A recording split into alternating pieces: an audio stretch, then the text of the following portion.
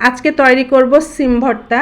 সিমটা প্রথমে সিদ্ধ করে নিয়েছি, আর এখানে নিয়েছি কাঁচা পেঁয়াজ আর শুকনো মরিচ একসঙ্গে ভালো করে হাত দিয়ে ভেঙে নিলাম, একটু লবণ দিয়ে পরিমাণ মতো।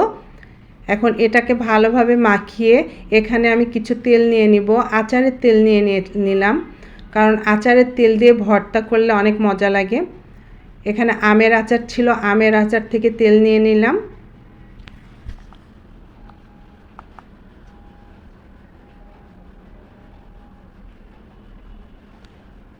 এরপরে কিছু ভাজা পেঁয়াজ দিয়ে দিলাম, আধা ভাজা, কারণ পেঁয়াজের পরিমাণ বেশি হলে বেশি ভালো লাগে। কাঁচা পেঁয়াজও দিয়েছি, আর এখানে কিছুটা তেলের সাথে ভেজে নিয়েছি। নিয়ে এখন ভালোভাবে হাত দিয়ে মরিচটা ভালো করে মাখিয়ে নিচ্ছি।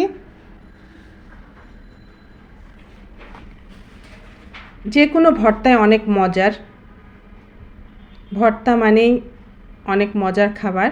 ভাত একটু মনে হয় বেশি খাওয়া হয়ে যায় ভর্তা দিয়ে। সিমটাকে এখন ভালোভাবে চটকিয়ে নিলাম, নিয়ে এখন সবগুলো একসঙ্গে ভালো করে মিক্সড করে নিব।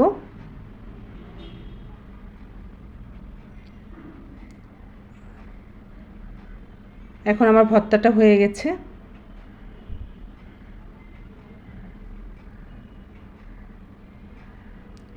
ভর্তা রেডি।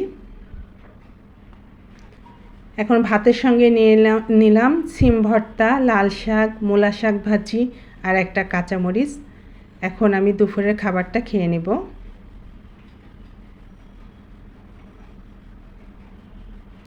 প্রথমে আমি ভর্তাটা দিয়ে খাবো। সিম ভর্তাটা নিয়ে নিলাম। অনেক মজার খাবার। আজ এ পর্যন্তই।